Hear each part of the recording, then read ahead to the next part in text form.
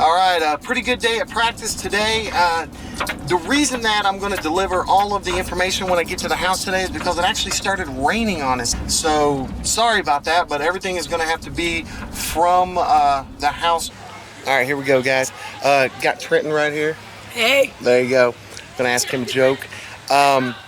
What side of a leopard has the most spots? Side of a leopard has the most spots. The front? The outside.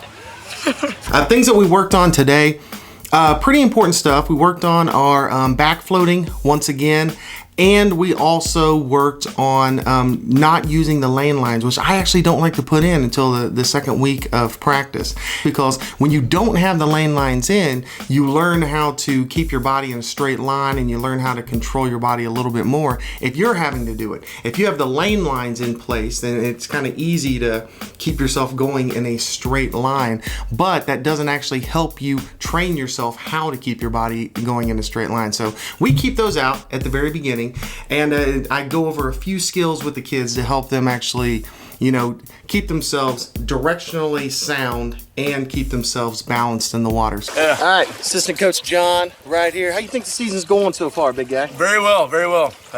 Very strong swimming. Everybody's doing very well. So I think everybody's doing great. All right, awesome. Me too. The big thing with the kickboards is that we worked on the front. We worked basically on our front at the very beginning, and then we moved to our back.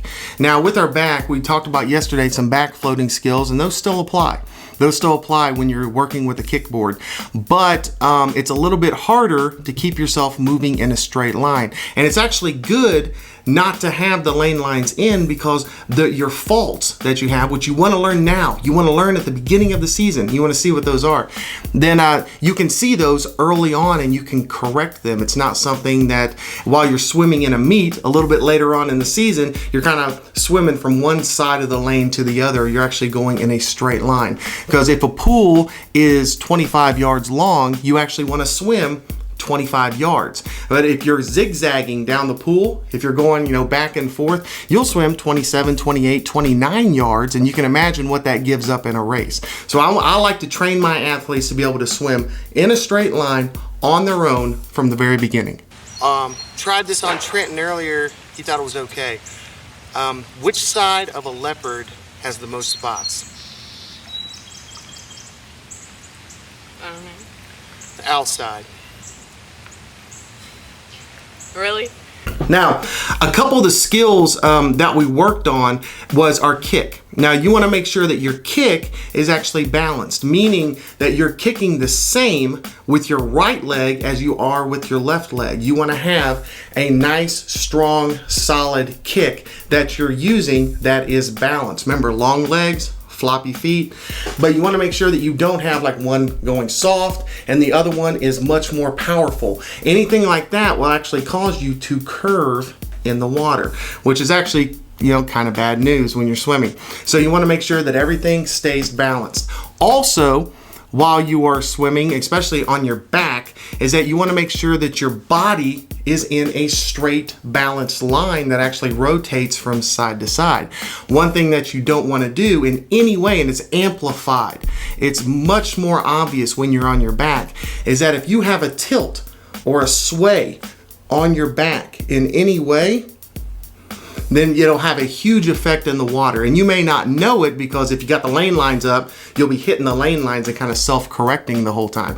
But if the lane lines aren't up, then when you're doing skills on your backs, if you have a little bit of a bend while you're on your back, then it's really amplified and it causes a big bend in the pool. How to get the kickboard behind your head can be a real obstacle with some kids. And it's because when you're on your stomach, you can push off the wall, it's no biggie, right? Because it's out in front of you, you know, so you can just lay it out in front and you're ready to go. But when you get on your back, a lot of times it creates like this awkwardness to where you're not sure how to start kicking on your back and be able to get the kickboard up. So you'll see kids with the kickboard off to the side and they're bending it in the water and they can't ever get it placed behind them.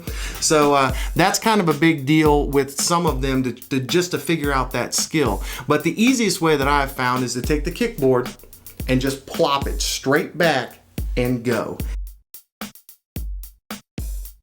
That's it for today. I hope you guys enjoyed the show. I hope you learned a little bit, and I will see you tomorrow. Sorry again for the setup, but we had a little bit of weather at the pool, and I couldn't do the filming like I normally do. All right, so hang in there, and as always, if you got any questions or concerns, please let me know. I will answer them as soon as I can. All right, everybody, take care. All right, well, that's it for today. Hope you guys enjoyed the episode. If you have any questions or comments, please leave them below. Don't forget to subscribe and check out yesterday's episode.